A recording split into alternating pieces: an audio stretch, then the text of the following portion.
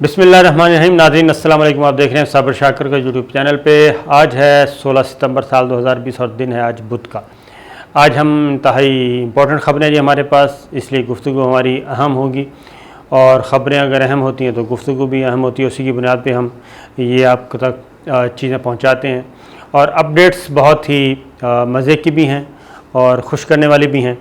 उसकी रीज़न ये है कि चाइना और इंडिया के दरमियान एक बार फिर मामलात गर्म हो गए हैं और क्यों गर्म हुए हैं ये आपको बता देते हैं। और दोबारा से ट्रूप्स जो हैं वो आना शुरू हो गए हैं और नई डिप्लॉयमेंट्स हो रही हैं। और आप सोचते होंगे कि जनाब ये चाइना और इंडिया को हम क्यों नहीं छोड़ रहे।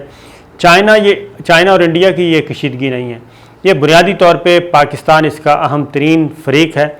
और ये जितना भी तनाज़ात हैं जो चाइना और इंडिया के साथ झगड़े शुरू हुए हैं, इसकी बुनियाद पाकिस्तान में है। और इसका चाइना और पाकिस्तान इस वक्त दोनों यकजान दो कालिब हैं। चाइना को एज हासिल होगा, इंडिया को मार पड़ेगी, उसका फ़ायदा पाकिस्तान को होगा। और इंडिया को बर्तरी हासिल हुई तो नुकसान भी पाकिस्तान को होगा, उसके असरात पाकिस्तान पे भी आएंगे, सी पैक पे भी आएंगे, वन बेल्ट वन रोड पे भी आएंगे। ये जितना भी एक अहम तरीन हमारा जो डिफेंस का सिस्टम है उस पे आएंगे।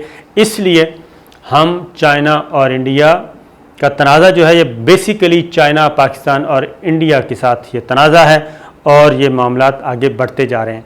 ख़बर आपसे जो शेयर करने लगे हैं वो ये है कि आपको पता है हम तवातुर से तसलसल के साथ आपको बताते आ रहे हैं। एक मॉस्को पैक्ट हुआ था, मुआहिदा मॉस्को, जिसका सादा ज़ुबान में था डिक्लाइन ऑफ लद्दाख था ये। क्योंकि 1000 मुरब्बा किलोमीटर जो मैदान जंग में चाइना जीत चुका है, 1000 मुरब्बा किलोमीटर से ज़्यादा का इलाका। और 1000 मुरब्बा किलो का मतलब क्या है, यानी इंडिया का जो वफाकी दारुल हुकूमत है दिल्ली, उससे भी ज़्यादा इलाका इस वक्त चाइना के पास है। और चाइना ने नई लाइन ऑफ एक्चुअल कंट्रोल वहाँ पे बना दी है। मॉस्को में बैकडोर चैनल पे काफ़ी मुज़ाकरात होते रहे और बिलाखिर एक आपको मॉस्को पैक्ट हुआ, डील हुई, खुफिया डील हुई, सीक्रेट डील इंडिया और चाइना के दरमियान। गारंटर मॉस्को, ये हम आपको बता चुके हैं। हुआ ये कि जब ये चीज़ें गई दिल्ली में पहुंची तो हम आपको ये हम बता चुके हैं कि दिल्ली में जब पहुंची तो दिल्ली में ज़ाहिर है ये एक बहुत बड़ी फ़ौजी शिकस्त इंडिया को हुई, चाइना के हाथों बहुत बड़ी फ़ौजी शिकस्त। और जो फ़ौजी शिकस्त मैदान में हुई मॉस्को में, वो ही फ़ौजी शिकस्त हो गई टेबल पे, यानी सियासत के मेज़ पे भी, मुज़ाकरात के मेज़ पे भी इंडिया जो है वो लूज़र निकला। और राजनाथ सिंह के मुज़ाकरात हुए चाइना के वज़ीर दिफ़ा से, उसके बाद चीन के वज़ीर ख़ारजा के साथ इंडिया के वज़ीर ख़ारजा जयशंकर के साथ मुज़ाकरात हुए, तवील तरीन मुज़ाकरात। और उसके बाद एक सीक्रेट डील हुई। सीक्रेट डील क्या थी? सरेंडर पेपर था। सरेंडर पेपर पे वो मान गए सब कुछ और 1000 मुरब्बा किलोमीटर के इलाके से दस्तबरदार हो गए। और जब ये डील लेके दिल्ली में पहुंचे तो ज़ाहिर है जनाब दिल्ली में बहुत बड़ी अपोजिशन है मोदी सरकार की और कांग्रेस उसकी सबसे बड़ी जमात है। वहाँ से ये सिलसिला शुरू हुआ और कांग्रेस की तरफ से, अपोजिशन की दीगर जमातों की तरफ से प्रेशर बढ़ना शुरू हुआ। और जैसे जैसे चीज़ें आईं और उसमें अल्हम्दुलिल्लाह हमारा भी पूरा हिस्सा है जनाब। हमने भी इंडियन आवाम को, हम पड़ोसी हैं वो, उनसे किसी किस्म का कोई झगड़ा नहीं है, इंडियन आवाम को बताया, इंडियन मीडिया को बताया, वो भी हमारे कोलीग हैं, उनको सही नहीं बता रहे, दिल्ली सरकार उनको सही नहीं बता रही, बिपिन रावत उनको सही नहीं बता रहा, अजीत डोभाल उनको सही नहीं बता रहे, मोदी सरकार उनको सही नहीं बता रही, राजनाथ सिंह उनको सही नहीं बता रहा।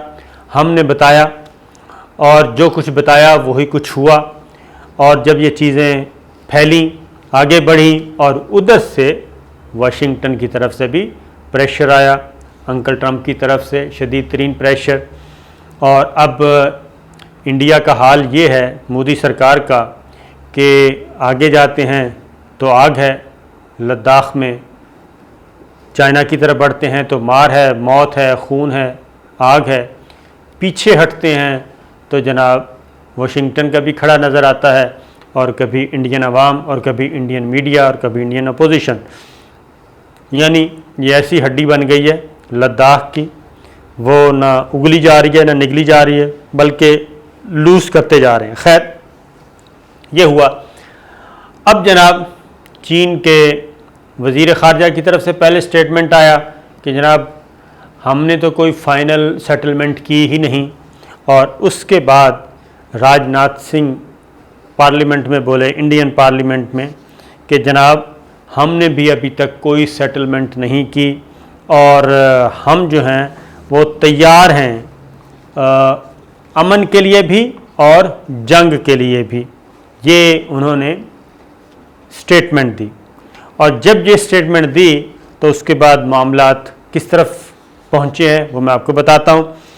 ये लाइन ऑफ एक्चुअल कंट्रोल पे जनाब अब जो ताज़ा तरीन चीज़ आई हैं वो है कि इंडिया जो है वो लाइन ऑफ एक्चुअल कंट्रोल यानी कि लद्दाख में सर्दियों में अपनी पोजीशन बरकरार रखेगा। सर्दियों में भी पोजीशन कौन सी बरकरार रखनी है भाई? आप तो 1000 मुरबा किलोमीटर लूज़ कर गए हैं, 2 दफ़ा मार पड़ चुकी है, आपके बीसियों मर चुके हैं फ़ौजी और अफसर।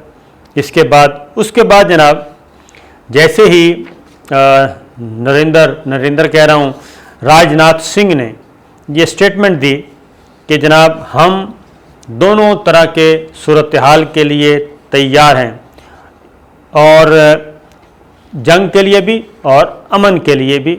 उसके बाद से मामलात ख़राब होना शुरू हो गए, और उन्होंने भी उस खुफिया डील से को मंजर आम पे लाने से, क्योंकि हमें कोई शक नहीं है इंडिया और चाइना की जो खुफिया डील मॉस्को गारंटर, वो मंजर आम पे लाने से राजनाथ सिंह ने इनकार कर दिया और पार्लियामेंट हाउस में सिरे से ही मुकर गए। और उन्होंने कहा कि नहीं, हम यकतरफा तौर पे लाइन ऑफ एक्चुअल कंट्रोल को तब्दील करने के फ़ैसले के, चाइना के फ़ैसले को कबूल नहीं कर सकते। ये उन्होंने कहा। उन्होंने कहा जी चाइना ने यकतरफा तौर पे यूनिलैटरली कोशिश की है स्टेटस को चेंज करने की, जो कि इंडिया के लिए काबिल कबूल नहीं। ये स्टेटमेंट दी, और उस स्टेटमेंट के बाद साथ ही ख़बरें आना शुरू हो गई इंडिया की तरफ से कि जनाब इंडिया ने अपने ट्रूप्स जो हैं वो बढ़ाना शुरू कर दिए हैं, और सर्दियों में भी स्टैंड ऑफ जो है वो बरकरार रहेगा। और बजट भी वो कहते हैं कि जनाब चाइना ने, राजनाथ सिंह ने ये भी कहा कि चाइना ने जो बजट है वो भी डबल कर दिया है अपना चाइना बॉर्डर पे जो कुछ चीज़ें थीं उनको। जी ये हो गया। अब आते हैं आगे कि इन्होंने अब आगे डिप्लॉयमेंट्स कुछ की हैं, वो मैं आपको बता देता हूँ। अरुणाचल प्रदेश पे अपने जो हैं रेगुलर ट्रूप्स वो बढ़ा दिए, और इसका ज़िम्मेदार चाइना को ठहराया। वो मैं आपको बता दूंगा कि चाइना को कैसे ठहराया। और अरुणाचल प्रदेश को हर सूरत में जनाब इंडिया कह रहा है कि जनाब इसको हम महफूज बनाएंगे। ये आपको पता है जनूबी तिब्बत के साथ है, और चाइना ने क्लेम किया है कि अरुणाचल प्रदेश तारीख़ी तौर पे कभी भी इंडिया का हिस्सा नहीं रहा, और ये जनूबी तिब्बत का हिस्सा है, और इसे हम लेकर रहेंगे। लद्दाख के बाद अगली मंजिल अरुणाचल प्रदेश है। तो अरुणाचल प्रदेश पे इंडिया ने जनाब ट्रूप्स जो हैं वो बढ़ा दिए हैं, और साथ ही साथ क्या क्या जनाब उन्होंने शिफ्ट किया है वहाँ पे वो मैं आपको बता देता हूँ। एक तो जी सिखोई 30 mm ये एयरक्राफ्ट्स हैं, ये भेजे हैं। MiG-29 भेजे हैं। मिराज 2000 कर दिए जनाब, और लद्दाख वाली साइड पे। और इन्होंने कहा है कि जनाब ये हम अब अपनी एरियल थ्रेट्स, उन्होंने कहा जी हमें हैं, और चाइना के जो फाइटर जेट्स हैं वो वहाँ पे मौजूद हैं, और ये सारी चीज़ें। लेकिन ये मैं आपको बता दूं कि इन शॉर्ट बता रहा हूँ, पहले भी बता चुका हूँ कि ये कोई M30 है या MiG-29 है या मिराज 2000 है, इवन राफेल भी उन्होंने रखे हुए हैं। और ये चाइना के लिए आप यूँ समझें कि घर की मुर्गी दाल बराबर कहते हैं, तो ये इसी तरह ही है चाइना के लिए। ये जितनी भी डिप्लॉयमेंट्स हैं, क्योंकि चाइना ने 150 एयरक्राफ्ट्स तो फोर्थ जनरेशन के वहाँ पे पहुँचाए हुए हैं, और 4+ जनरेशन के जो हैं 4.5 जनरेशन के वो भी उनके एयरक्राफ्ट्स तैयार खड़े हैं, जो कि राफेल से कहीं ज़्यादा बेहतर हैं। और ये जो सुखोई 30 है और MiG-29 है और मिराज 2000 है, इनका कोई फ़र्क नहीं पड़ेगा। उसके बाद पहले तो मैं एक बात बता दूं कि चाइना ने जवाबन क्या किया है वो भी बता दूं। चाइना का जवाब क्या आया है वो ज़रा आपको सुनाता हूं जी। हुआ ये है कि ये तो तयशुदा बात है कि मॉस्को में इन्होंने सरेंडर पेपर पे साइन किया है। ये खुफिया डील, इसको छुपा रहे हैं, नहीं बता रहे। और इसी वजह से जब लोकसभा का इजलास शुरू हुआ इंडिया में, तो अपोजिशन ने जो सबसे ज़्यादा शोर मचाया, तो उन्होंने कहा कि दाल में क्या काला है। कांग्रेस ने कहा कि क्या वजह है कि आप इसको ईवान में डिबेट नहीं करना चाहते, बहस में नहीं लाना चाहते। उसकी रीज़न ये है कि रूस ने भी ये बात वाज़ेह तौर पर चाइना को कही है, चाइना को कह रहा हूँ, इंडिया को कही है, और चाइना ने भी इंडिया को कहा है कि जनाब ना तो मीडिया में कोई कंपेन चलनी चाहिए और ना ही इस माहदे की हवा लगनी चाहिए। ये माहदा है और इस माहदे की सीक्रेसी जो है वो भी एक शर्त है कि इस माहदे पे अमल दरामद किया जाएगा। और सीक्रेसी क्या है, और सीक्रेसी भी वही है जो हम आपको बता चुके हैं कि इंडिया को हर सूरत में अमेरिका के ब्लॉक से, अमेरिकी ब्लॉक से निकलना होगा और उसका पिट्ठू बनने से मना होगा। उसके बाद जनाब अब अगली बात सुन लें।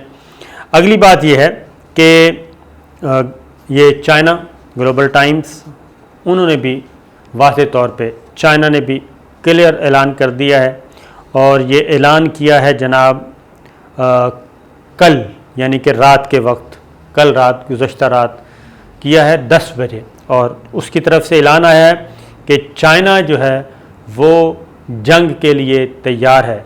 जहाँ चाइना की प्रायोरिटी पीस है, पीस के साथ, डायलॉग के साथ बातचीत हल हो। लेकिन अगर इंडिया ने पासदारी न की तो फिर चाइना जो है वो जंग के लिए भी तैयार है, और ऐसी बदतरीन जंग जिसमें इंडिया को इबरतनाक शिकस्त होगी। ये बात उन्होंने कही है। और उन्होंने साथ ये भी कहा है कि इंडिया को किसी किस्म के शक शुबे में मुब्तला नहीं होना चाहिए, और हम अपनी चाइना अपनी टेरिटोरियल इंटेग्रिटी और सॉवरेनिटी के बारे में बहुत क्लियर है।